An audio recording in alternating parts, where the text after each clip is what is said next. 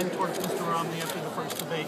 Did the president do enough tonight to start turning that back in his favor? I do think Governor Romney picked up a couple of points after the first debate. I think that was not a trend, but gains that he made by scooping up some of these Republican-leaning independents who came back to him and who had been disappointed by his campaign so far. I don't know how they're going to react to this debate tonight. He was backpedaling all night.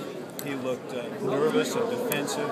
His appeal was fundamentally a negative appeal. And so I don't know that he helped himself tonight with his performance here.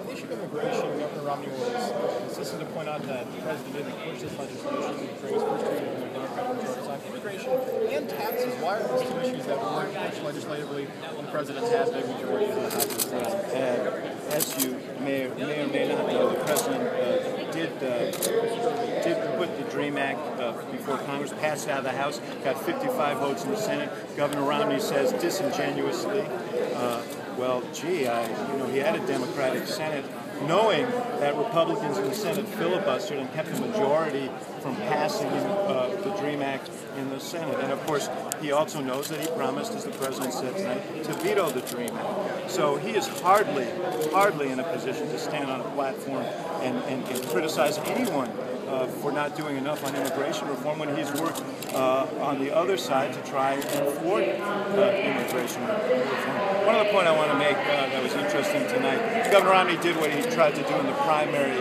with, I think with Speaker Greenwich one day. This is one of his favorite debate tricks. The president brought up all the investments that Governor Romney's made in China over the years. And Governor Romney came back and said, well, your pension has investments in China as well. Understand, the president has a small pension in the Illinois State Employees Pension Fund.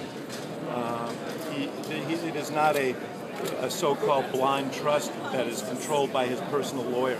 Okay, so he doesn't make decisions about where the Illinois State Pension Fund puts his money, and Governor Romney knows that. And to try and deflect attention, having spent a career investing in China, in companies that outsource to China, and continues to this day to invest in companies in China, one of which, as the president mentioned, is involved in providing surveillance equipment for the security apparatus in China, is fundamentally dishonest.